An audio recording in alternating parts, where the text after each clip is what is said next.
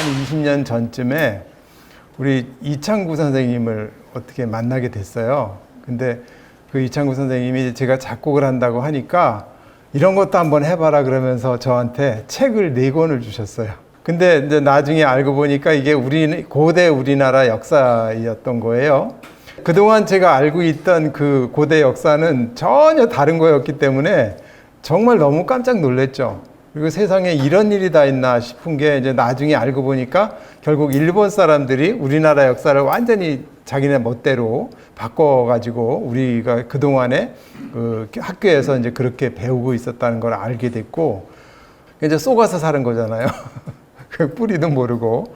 그래서 이제 거기에서 제가 해야 할 일이 뭔가 생각을 해보니까 오페라를 작곡해야 되겠다는 생각을 했고, 저는 음악가잖아요. 그래서 작곡가인데 대본을 쓸 사람을 찾아다녔죠. 그 글 쓰는 분들을 이렇게 찾아다녔는데 환단고기를 위서라고 하면서도 제가 의뢰를 하면 써주겠다는 거예요.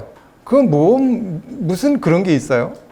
사기라는 거를 자기는 사기라고 생각하는데 그걸 가지고 어쨌든 작품을 돈 주고 위촉을 하니까 써주겠다 이거예요. 그러니까 자기는 돈 받고 사기를 치겠다 그 말이잖아요. 근데 저는 목적이 뭐예요? 우리 역사 바로 세우기를 하기 위해서 이걸 하는 건데 결국은 제가 직접 써야 되겠구나 생각을 했어요. 그러면서 이제 제가 실제로 쓰기 시작했어요. 언제 끝났냐 하면요, 일주일 만에 다 썼어요.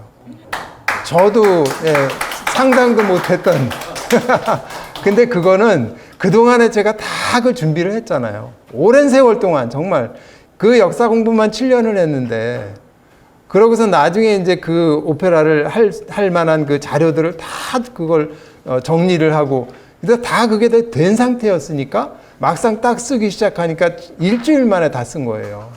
그 다음에는 이제 공연하는데 굉장히 어려움이 많았어요. 그리고 작년에 참 운이 좋아서 군포 그 문화회관 안에 있는 교향악단에서 제 작품을 가지고 그거를 해보겠다 지원금을 이제 하는데 거기에 이제 내서 그게 이제 당선이 됐습니다.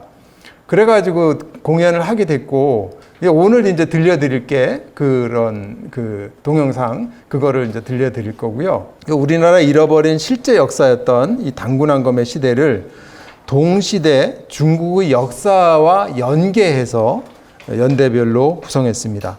그동안 여러 요인들, 특히 일본의 우리 민족혼 말살 정책에 의해서 그 역사 왜곡 때문에 이제 완전히 우리 민족의 고대 역사가 없어져 버렸잖아요. 근데 이제 그런 것을 다시 지금 세우기 위해서 지금 여러분도 그렇고 많은 분들이 고생하시고 계시는데, 이 일에 이 오페라 공연이 좀 일조할 수 있는 그런 생각을 하면서 이걸 만들었고요. 이 곡을 만들 때 제가 특별히 중점을 둔 것은 우리 민족의 웅원한 기상, 그것을 표현하는데 특히 역점을 두었습니다. 저는 서양음악 전공을 했어요. 배운 것이 사실은 서양음악밖에 없어요. 민족의 뿌리를 찾는 오페라인데 이런 음악에다가 완전히 이걸 서양식으로 한다는 것은 제가 이제 스스로 용납을 할 수가 없었고, 정말 우리 한국적인 음악을 만들어야 되겠다는 생각은 누구나 다 한국 작곡가라면 꿈이고 그 목표입니다. 그런데 사실 그거를 제대로 해놓은 사람이 거의 없어요.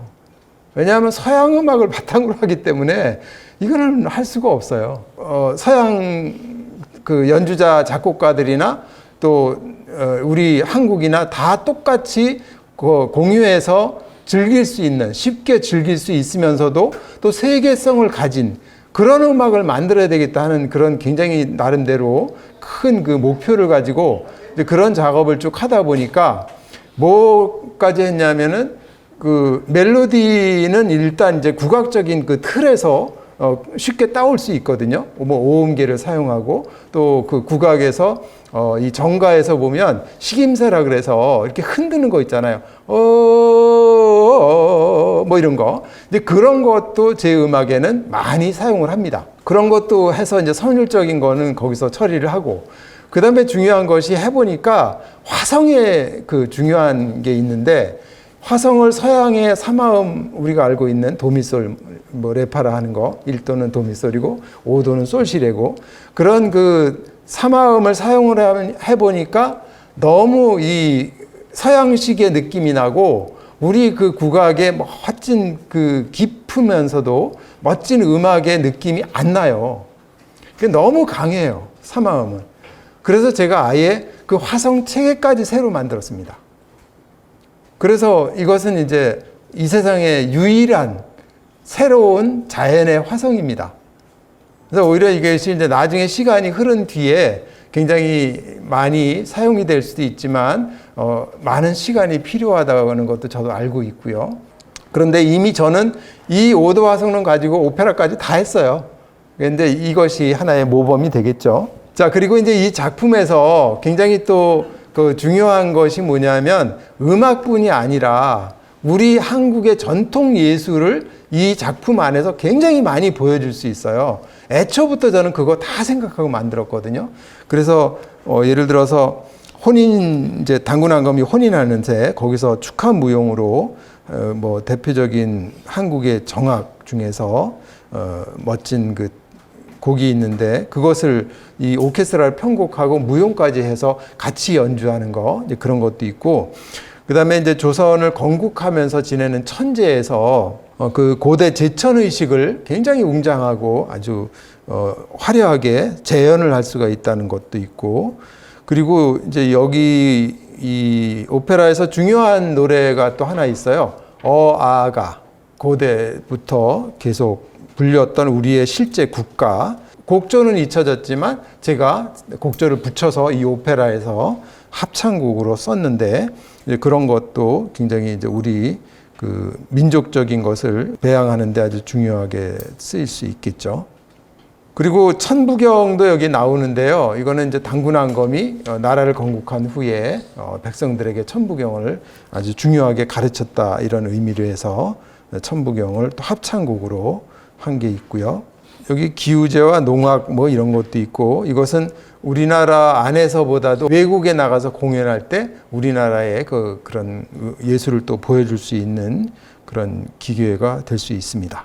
다 당군왕검 당연히 나오는데 이 극 중에서 어린 시절의 이름이 없어서 당군왕검밖에 모르잖아요. 그죠? 그래서 제가 동검이라고 극 중에서 창작으로 이름을 썼습니다. 그래서 동검 황자 이렇게 나오기도 하고 그 다음에 웅시왕비가 있고 팽우 유호 씨가 굉장히 중요한 인물로 나옵니다. 유호 씨가 이 배달국으로부터 대대로 중신 집안인데 그 환부라고 하는 직책을 맡았잖아요.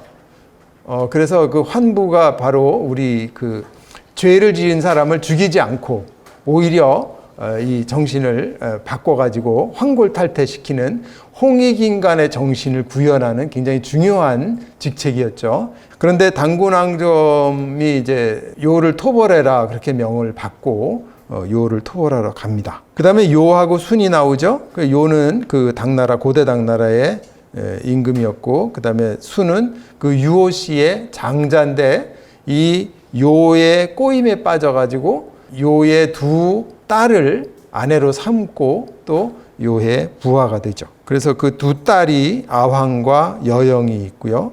자, 이 공연이 작년 9월 29일 날 군포 문화예술회관 수리홀에서 있었고요. 군포 프라임 필하모닉 오케스트라가 연주를 했습니다. 자, 우선 이 오페라 그러면은 이제 서곡이 나오죠. 당군왕검의 일대기 그런 내용을 자막으로 넣고 하면서 연주를 했습니다. 한번 들어보실게요.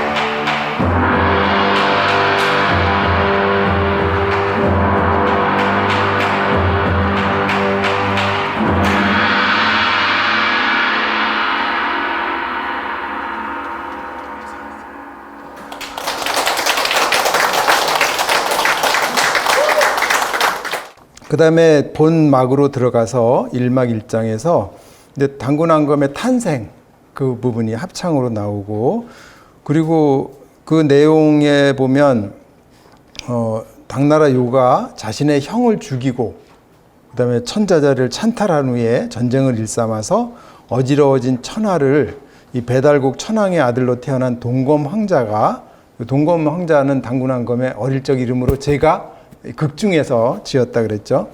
그렇게 해서 동검 황자가 세상을 구하고 홍익인간 세상을 실현한다 하는 의지를 불태우는 그런 노래를 부릅니다. 처음에 이제 청년 동검이 그 동굴에서 천웅지도를 닦고 있고, 그래서 이제 수행하는 분위기의 음악이 흐르고, 그거는 그 천부경에 썼던 그 앞부분, 그런 부분이 나옵니다. 그리고 동검왕자가 이제 일어나서 세상을 구하고 홍익인간 이념을 실현하겠다는 의지, 이것을 노래하는 것으로 들어보겠습니다.